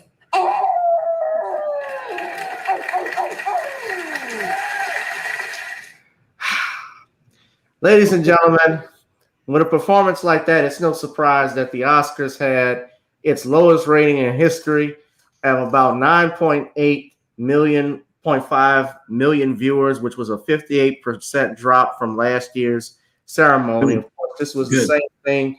This was the same thing that happened to the Grammys actually this year. They had to, and what was interesting about this, my understanding is that, and Shawn, I think you commented on this, they had to have this ceremony in a place where there were a lot of homeless people in this area. I don't know exactly where, what building this was where it was held, but they kicked those home. From what I heard, I think Shawn, you said this. They kicked those homeless people out. Yeah, they kicked them out in order to have their Oscars. This was in Skid Row? No, it was in other part of California, Hollywood, where the homeless had taken over due to the pandemic and the crazy rents that are there. So they wind up kicking all those people out so they could have their award show, and it just showed how just disconnected these Hollywood types are. Yes, because Hollywood, of course, is they've gone woke, but they also go broke. I'm for movies that have tell lessons and stories. I love the movie, of course, Mississippi Burning. If we're talking about going woke, although it was fictional in part because, in truthfulness, the FBI were not the good guys back then. And the situation and how they found those civil rights workers. In actuality, there was a mafia hitman named Greg Serpico, who was Greg Scarper, excuse me, that was his name, who was a hitman, and he was the one that was actually sent by the FBI to find the 3 civil rights workers and intimidate the Klan. In truthfulness, that's how that happened. There was also been some movies that tell a story. When you look at movies like The Godfather, you look at movies like Raging Bull, when you look at movies like that, there was a story and lesson behind all of those. Even how your television shows at one point, when you looked at shows like Family Matters or The Cosby Show or was it Fresh Prince? You name them, in the early 90s, there was a lesson that was taught at the end of each episode that kids learned.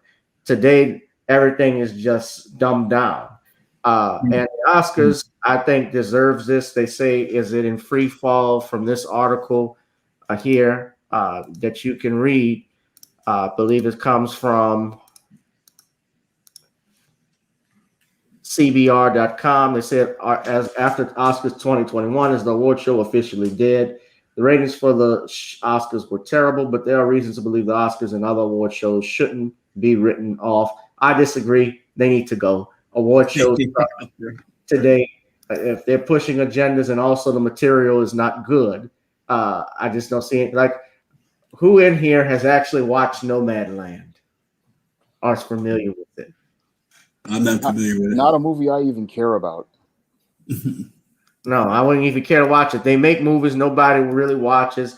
By the way, and I'm not a person that discriminates against anybody, but Nomadland was produced by this woman.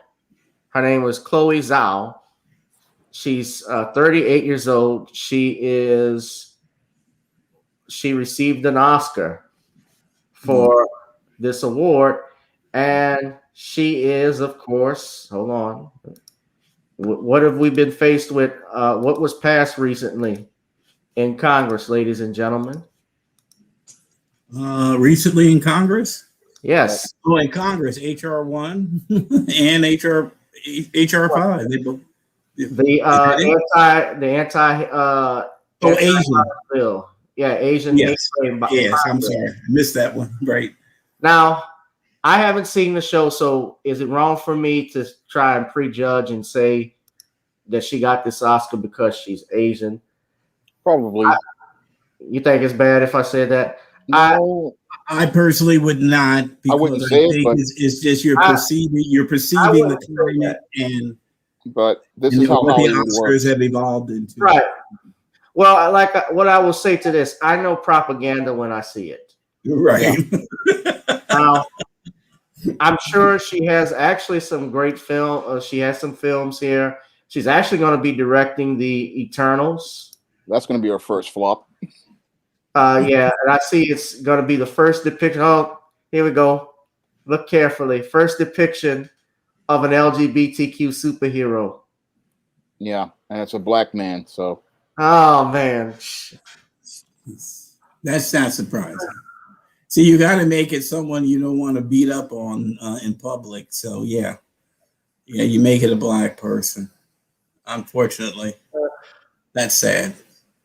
Oh, and I know this dude, the dude who's playing him, Brian Tyree. He was in, oh, man. Yeah, he was from Atlanta. And he was in Child's Play. So they making him LGBTQ? Yep. Oh, he going to get, you know what's going to happen? He's going to get a whole bunch of roles after this. Yeah, that's why he did it, so he can get a push. Yeah. I'm bold enough to say it. Yeah, it's propaganda. I don't care if people get mad at me. Fine. I'm not saying that the lady who's directing this, who directed Nomadland, Miss Zhao, is not a talented director. but you had a lot of film. You had other films that were nominated for Best Picture. Chadwick Boseman didn't win for Best Actor. They gave it to Anthony Hopkins. Neither did Andra Day win, and she played Billie Holiday. No, that was good. Yeah, I saw that. And they brought Chadwick Boseman's wife there, if I'm not mistaken. And I think that was a big insult to Chadwick Boseman because he's no longer will be acting anymore. He is no longer with the living. And they give it to Anthony Hopkins, who is an outstanding actor. I haven't seen his film, but to me, Anthony Hopkins will always be Hannibal Lecter. Right. And he was only in that film for 20 minutes. If you look at the length of time he was in the film to see the impact he had, Pastor Childress, he was only in that movie for about 20 minutes. Just like. But he refused it to give it to who? No, he didn't refuse the award. Oh, he didn't. I thought the Academy didn't give it to him. They gave it to Anthony Hopkins. No, I'm talking about Hannibal Lecter. He was only in the film. When he played Hannibal Lecter, he was more a supporting character. But they gave him the lead Oscar. They gave him the lead Oscar.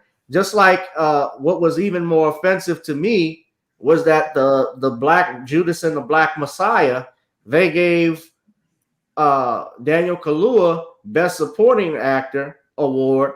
Lakeith Stanfield was nominated for that same award, but he was Judas. He was the main character. He wasn't even nominated for Best Actor. So the film, they couldn't even get who was who on is as correct. But this is a list of the actors who won and actresses. Frances McDormand, who just did that Wolf Howl, was in Nomadland. But you look here, Viola Davis, she played Ma Rainey. She didn't win. Andra Day, she didn't win. Chadwick Boseman, he didn't win, and a lot of people were even upset about that. But honestly, only reason why I probably watched the Oscars, and I didn't really watch it, it was off and on, is when there's nothing else on, there's nothing else to do. But honestly, I prefer to nothing else to do. They actually didn't show the ending, and there was controversy about that. But he released the video.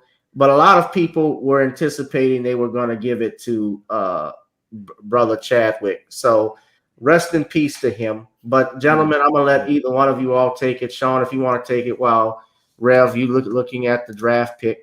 I see y'all got Kwity Paye, from Michigan. Yeah. What position? The defensive end. Oh, okay. That's what they said they might do. Yeah, they might trade back. They got Philly's first rounder. Okay. So next year. That may be a very good pick. That may be a very good pick. Yeah. But go ahead, say what y'all, gentlemen, either one of y'all can take it. Well, I'll take it. And the Oscars have the lowest ratings because they're not making movies that people can relate to. Most of the movies that they picked this year, like Nomadland, they don't answer a critical question every screenwriter like myself has been trained to answer, and that is, why should we care? I mean, before you go out here and make a film or submit a script, you have to answer that question of why should we care? And when I think about many of these Oscar-nominated films, I just don't care about them. I mean, they can come and go to the theater, but they don't give you anything to root for like their 90s counterparts. I mean, I remember during 1994 when Forrest Gump came out, that film was going head up against Pulp Fiction, which was Quentin Tarantino's signature film. You had a lot of great films that people wanted to root for. You also had actors that people wanted to root for, like Tom Hanks or Samuel L. Jackson. You had actors you liked and people you could relate to. And don't forget what he won his first award for too, Tom Hanks, as best actor. Yeah. Philadelphia. Yeah, he won for Philadelphia, but he got his second for Forrest Gump. And what did he play? He's playing You're so cynical. Yeah, but people just don't want to see these movies anymore because these movies, they're pretentious. They're filled with a lot of preaching at people. Because the wokesters, they think that they have to shout and preach at you. Whereas classic films that have won Best Picture in the past, like Marty, and films that were nominated, like Saturday Night Fever, they gave you The Godfather. They gave you an entertaining film and a compelling story, and they also gave you just a fun film experience. I mean, they were giving you something for your money and your time. But today's Hollywood is so disconnected from what the American people want in entertainment that all they do is give you these woke films that preach at you, and then these actors get on social media, and that further alienates you from the whole Hollywood experience, because you have these rich, stuck-up people who make their money basically playing pretend, and they're sitting here just disrespecting the American people on places like Twitter and Facebook and Instagram. It's just saying all sorts of things about the average everyday American, to the point where the average everyday American says, I don't want to deal with Hollywood. I don't want to deal with these movies. I can't stand these people. And that's another reason why they just turn off the Oscars, is because they're so turned off by the behavior of these celebrities and how obnoxious they are, how arrogant they are, how hypocritical they are. They preach one thing to us, but then practice another. And then what they want to do is tell us, oh, our movies are the best and you should watch our movies and our award show. But the award show is so self-aggrandizing. It's just aggravating to watch, because it's like these people pat themselves on the back for being good, but then they don't give us anything to root for. And again, they don't answer the critical question, why should we care to spend time to watch your award show? Because you're not really rewarding merit anymore, like in the case of Chadwick Boseman, one of the great Black actors, and he's never going to have an Oscar.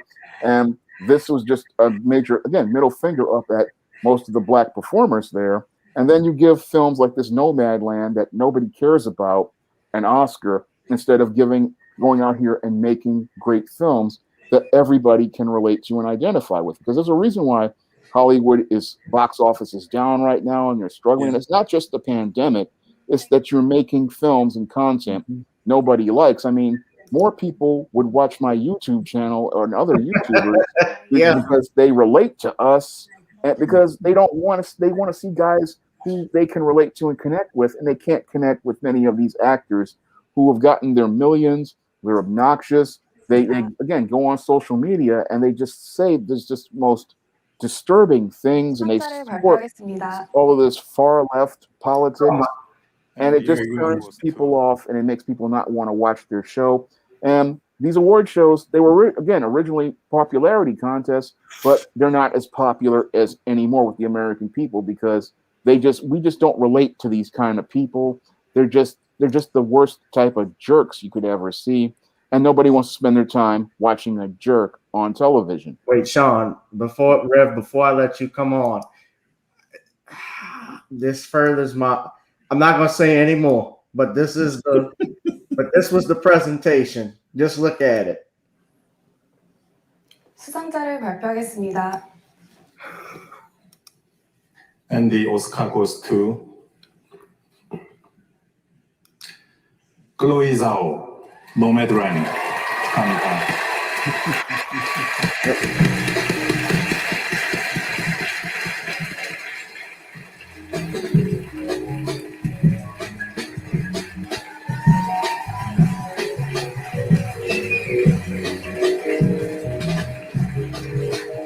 That's going to be the first and last time we ever see her again. She's done. Thank you to the Academy. Thank you to my brilliant. I don't own this. This is being shared for fair use purposes under the Fair Use Act of 1976. What a crazy once in a lifetime journey. I forgot to say that. Thank you so much. I'm so grateful to you. I've been thinking a lot lately of how I keep going when things get hard. And I think it goes back to something I learned when I was a kid. When I was growing up in China, my dad and I used to play this game. We would memorize classic Chinese poems and texts, and we would recite it together and try to finish each other's sentences. And there's one that I remember so dearly. It's called The Three Character Classics. And the first phrase goes, 人之初，性本善. Oh, God. People at birth are inherently good. And those 6 letters had such a great impact on me when I was a kid. And I still truly believe them today. Even though sometimes it might seem like the opposite is true, but can Sandman come back from the dead? And the people I met everywhere I went in the world. What is for anyone who has the faith and the courage to hold on to the goodness in themselves and to hold on to the goodness in each other, no matter how difficult it is to do that. And this is for you. You inspire me to keep going. Thank you. Thank you. We welcome you to the CCP. I hope you enjoy yourselves. We're being indoctrinated, consumed. Oh, it's amazing. Well, anyway, and let me just get, and then I don't have much to say, but you both hit it on the heads. They gradually, each decade, said, we want to project an agenda. We want to show the world how to live and what they should be about. They tried to be so noble and so universal that they become basically irrelevant to America. And we want, as he stated, you mentioned The Godfather, Godfather 1, Godfather 2, Godfather. All these movies you mentioned were something they could draw.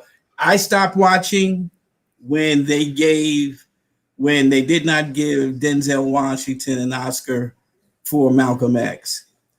And then they gave it to him for Training Day. That was something they were trying to project to still Black America. Same thing with the other, I forgot her name now. They gave it to her for one, wouldn't give it, even though she's not a great actress, but they gave it to her when she was playing a specific role. Halle Berry. I just heard that from the living room. Thank you.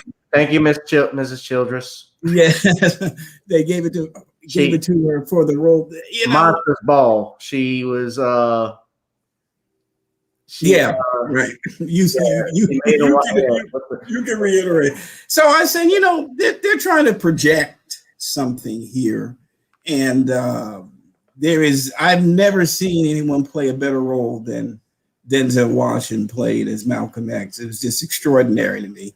And the fact that he was nominated didn't surprise me at all. What shocked me was when he didn't win it.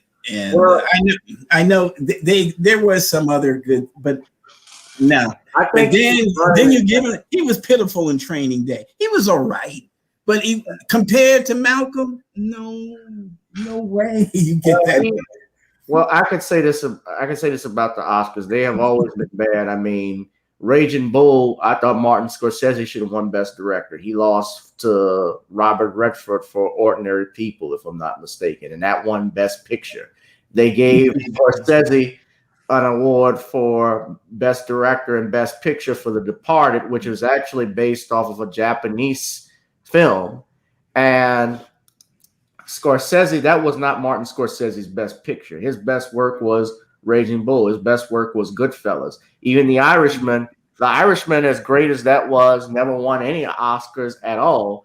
They had the Best Supporting Actor go to Brad Pitt for Once Upon a Time in Hollywood, which, that was just, to me, that movie, I'm not going to say it was bad, but, it was boring to some degree. And, but they gave it to Brad Pitt as just here's your complimentary award.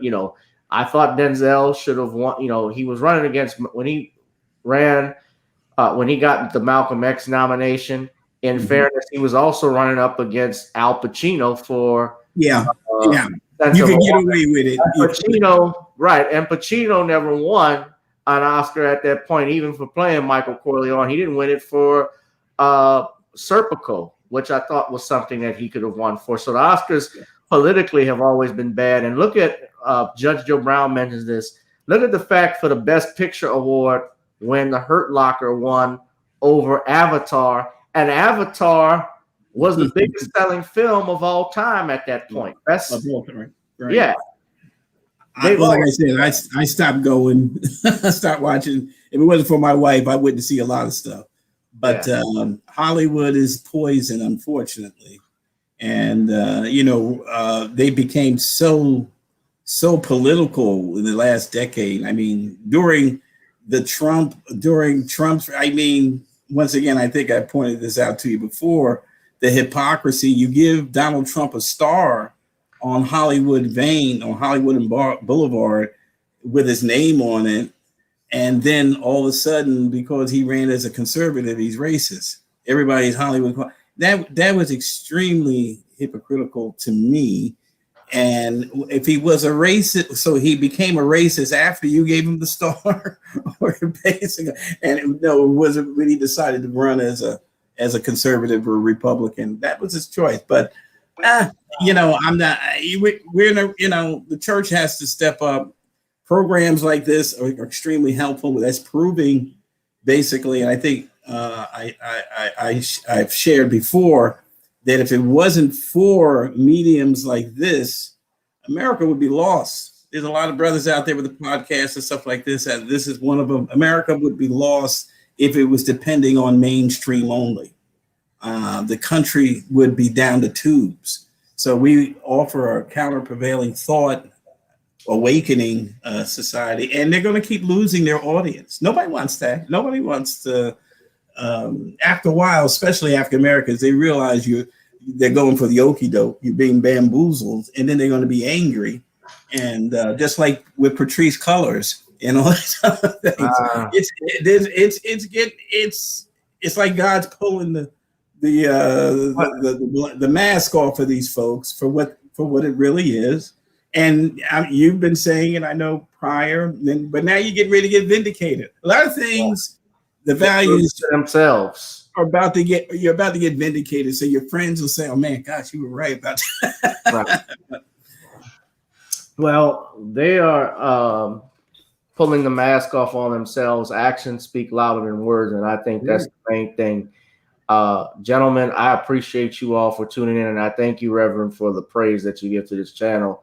I like to have people come on this show, whether I agree with them or not. It's about, that's what America is about. It's about that is true diversity. If everybody thinks the same, then there's a problem with it. And, this is, as even Eddie Griffin himself said, that this is the only country he knows of where you can go from nothing and be a millionaire. So there's some truth to that.